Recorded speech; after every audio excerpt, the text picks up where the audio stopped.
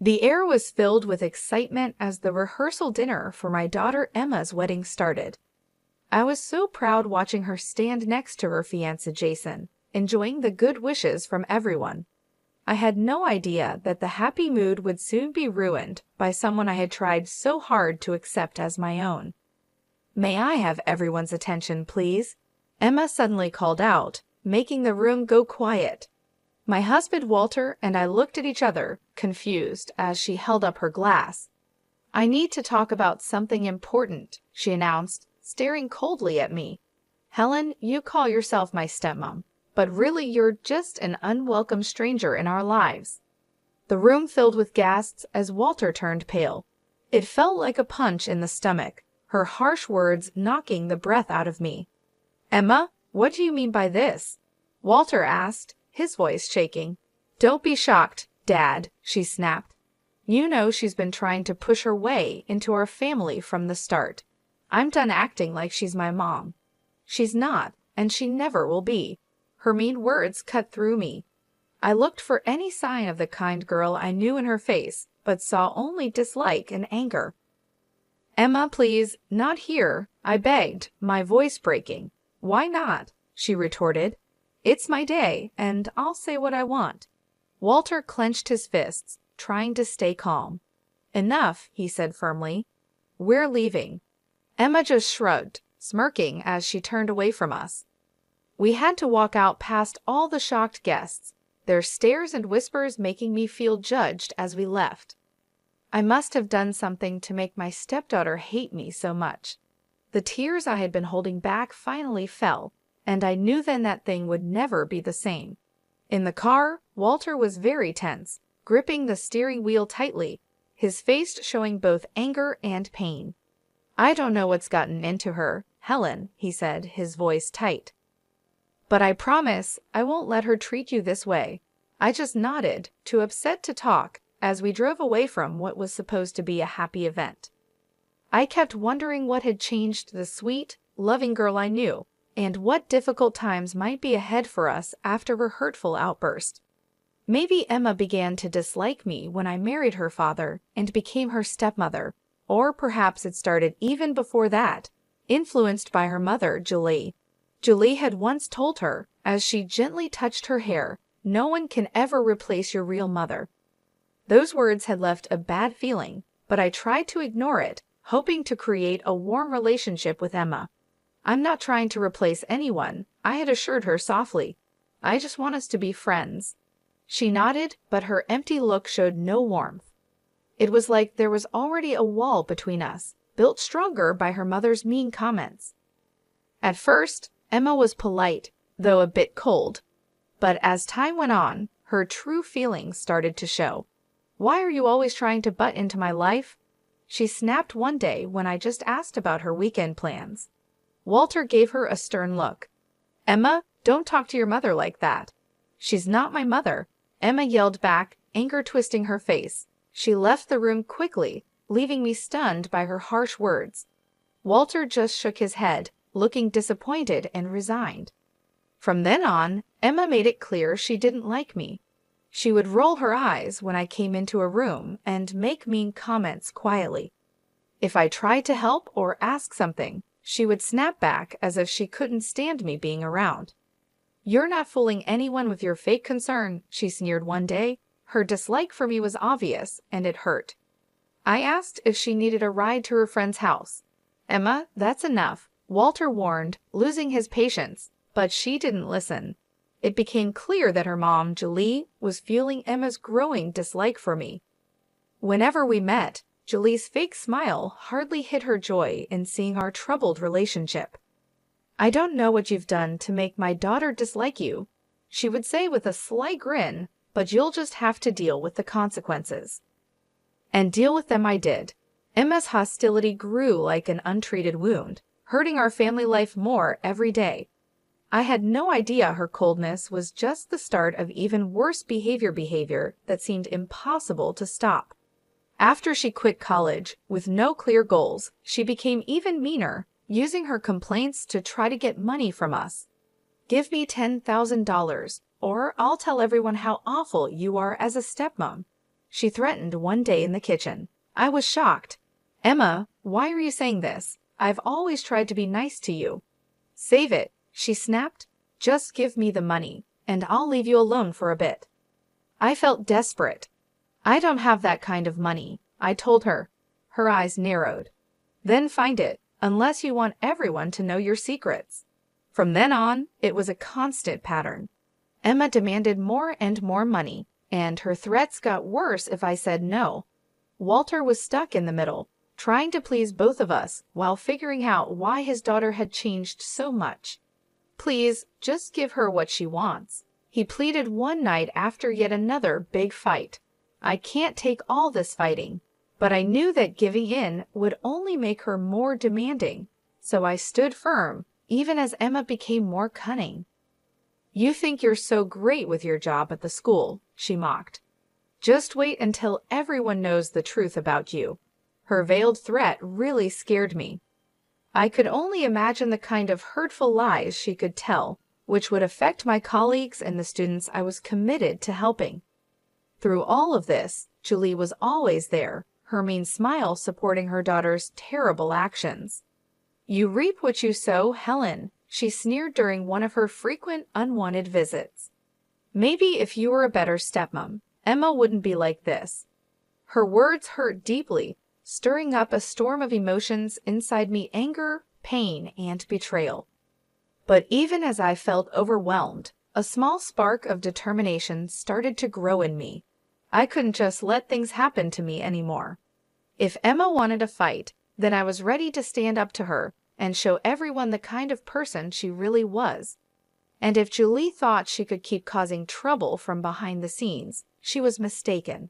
It was time to stop being nice. From then on, I was determined to do whatever it took to protect my family, even if it meant taking drastic steps I never thought I would. As Emma's wedding day got closer, her demands and disrespect became worse. It seemed like she enjoyed making my life difficult, pushing me to my limits. One evening, she walked right into the living room and said, I need another $8,000 for my dress alterations, without even saying hello. Walter gave me a look, hoping I would give in, but I had enough. No, Emma, enough is enough. She looked surprised and said mockingly, Oh, and what are you going to do about it, Helen? Go cry to Daddy like you always do. My fists clenched at my sides, anger rushing through me. You ungrateful child, everything your father and I have done, we did for you, and this is how you repay us. Emma laughed loudly, the sound as annoying as nails on a chalkboard. Oh, please, don't act so righteous.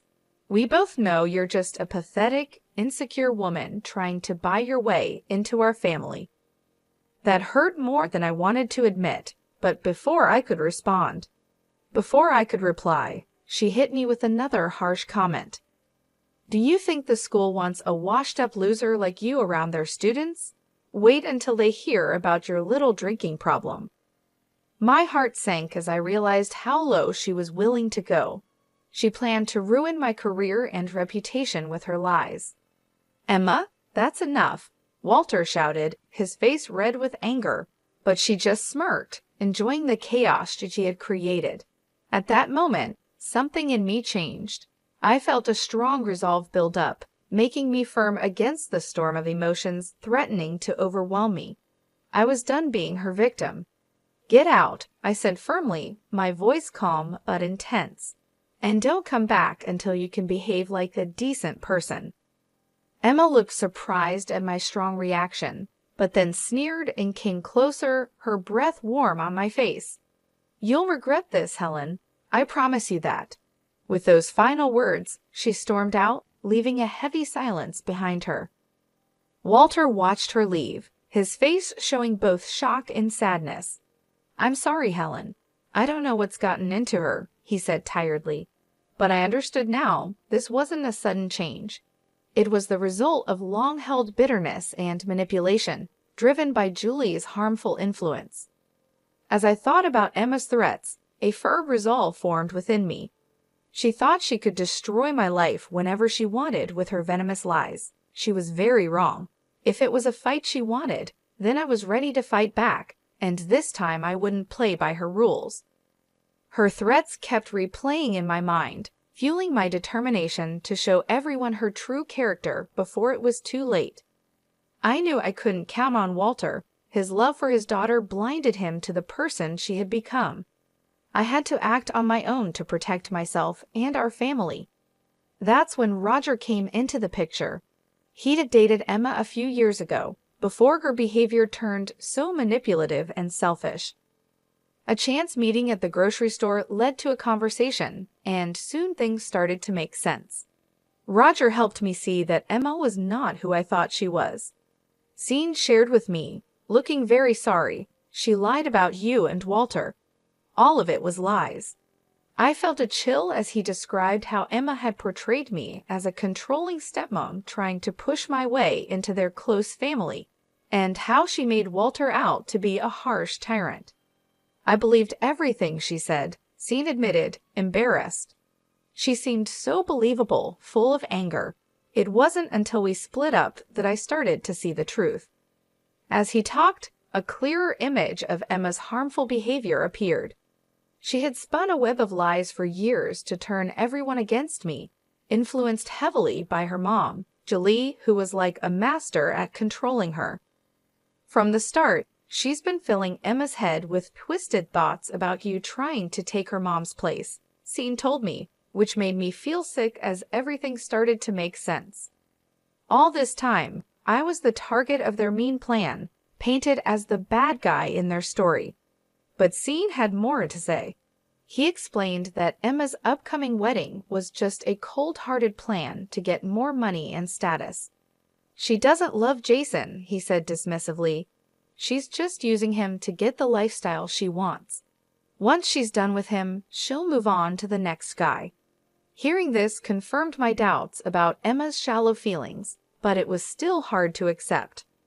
After talking with Sean, my head was spinning with all he had told me. For too long, I had let Emma and Julie control the story. Now, with the truth on my side, I was ready to confront them, to break apart their fake story, and show everyone what was really going on. No more being the victim, no more being scared of their threats and lies. It was time to fight back.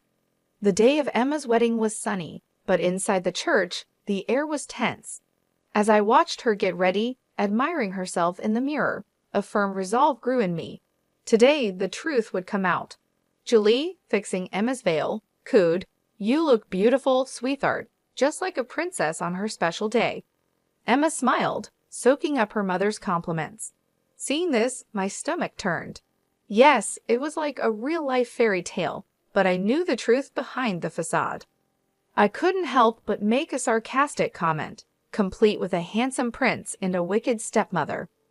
Julie glared at me, but Emma just laughed, not seeming to care about the meaning behind my words. "Speaking of wicked stepmothers," she said coldly, "I'm surprised you even showed up, Helen, after how you've treated me. I half expected you to boycott the whole thing." I laughed bitterly. "Oh, believe me, I thought about it, but I wouldn't miss this for the world." Before she could say anything else, Walter appeared with a forced smile. "Everything okay in here?" he asked. "Just peachy, Dad," Emma replied sweetly, her voice dripping with sarcasm. Helen and I were just having a little heart-to-heart. Walter looked like he wanted to ignore the tension. "Well, it's almost time. You ready, kiddo?" Emma nodded, suddenly looking excited to walk down the aisle. As the ceremony began and the music played, I took a deep breath, preparing myself. The ceremony went by quickly, with empty vows and fake smiles. But as Jason and Emma were about to kiss, I knew I had to speak up. "Stop!" I shouted, my voice echoing in the quiet church. Everyone gasped and looked at me. Emma's face twisted in anger, her fists clenched. "What is the meaning of this?" she hissed, her voice shaking with rage. Taking another deep breath, I looked at her firmly. "The meaning, Emma, is that I can't just watch you lie and manipulate everyone anymore." Julie's face went white as she realized what was happening. Before she could say anything, I continued, pulling out strong evidence that Sean had given me. This included texts, emails, and recordings that exposed Emma's deceit. For years, you've lied and turned everyone against me while acting like the victim, I announced confidently. Not anymore. It's time for everyone to know the truth. As I showed everyone the proof of her dishonesty and selfish plans, the room went silent. Emma's composure broke, and her face twisted into an angry snarl. "You liar," she shouted, lunging at me. "How dare you ruin my special day?" But it was too late. The truth was out there for everyone to see. Jason's family looked shocked and disgusted. The crowd's reactions showed that Emma's carefully built facade was collapsing.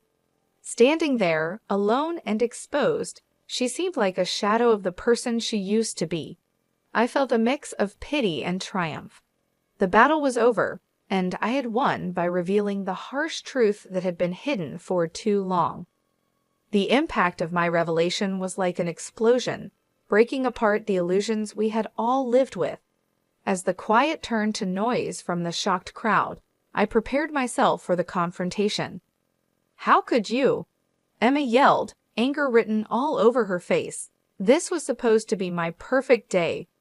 "Your perfect day was built on lies," I replied calmly, despite the emotional turmoil inside. "Did you really think you could keep deceiving everyone forever?" She tried to answer, but stopped when Jason stepped forward, his face full of disbelief and heartbreak. "Is it true?" he asked desperately, hoping she would deny everything.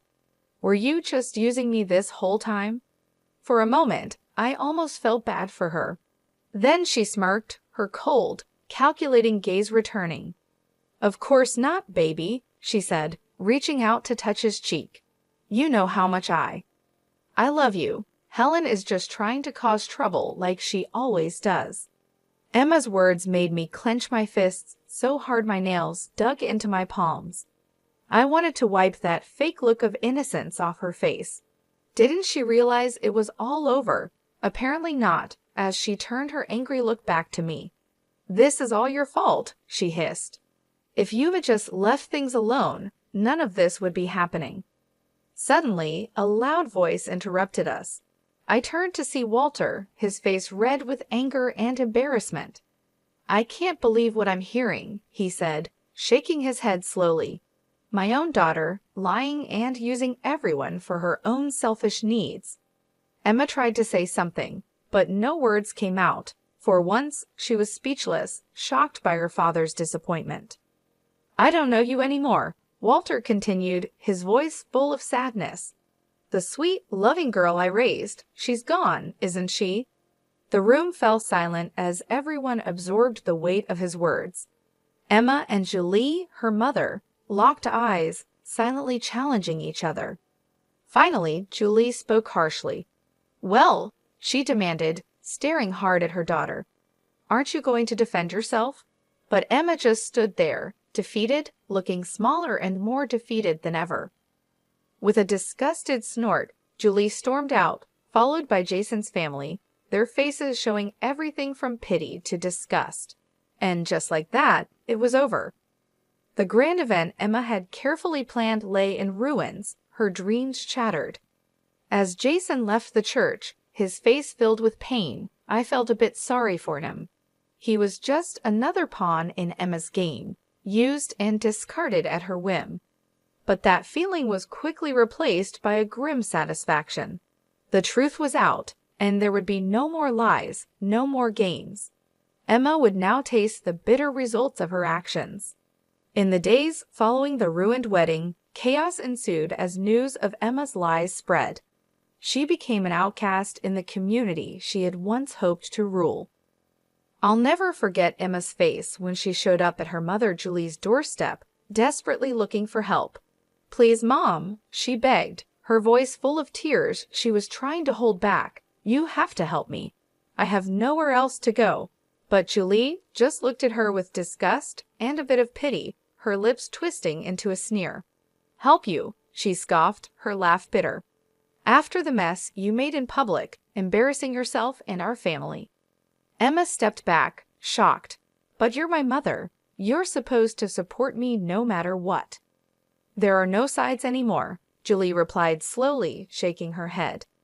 You've destroyed all your relationships, pushed away everyone who cared about you with your endless greed and lies.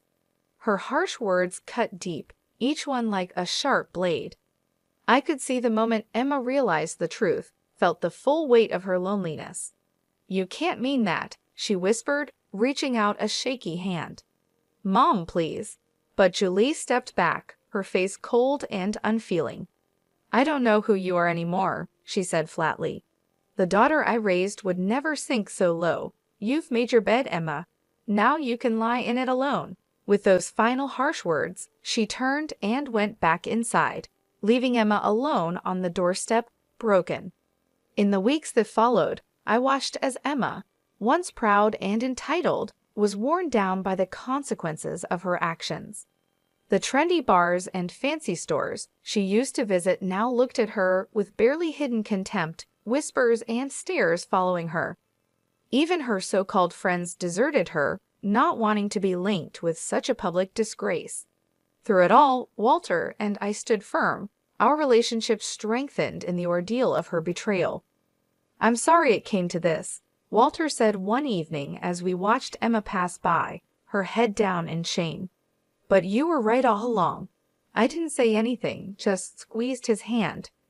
Words felt too small in the face of such a harsh reality. As things settled and our community began to recover from the shock of Emma's lies, Walter and I received a lot of support and thanks. We had helped many families and students, and now they showed their gratitude. Everyone we had helped rallied around us, thanking us for standing up to the manipulation and deceit that had almost broken us apart.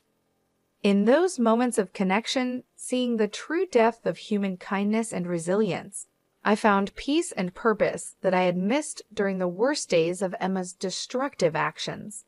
She had tried to break me down, to make me just a small part of her own big story, but in the end, her own selfishness was her downfall.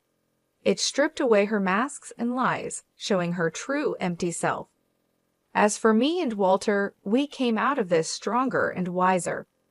If our experience can inspire others to stand strong against manipulation and deceit, and to value honesty and integrity above all, then maybe some good can still come from the ruins of Emma's shattered dreams.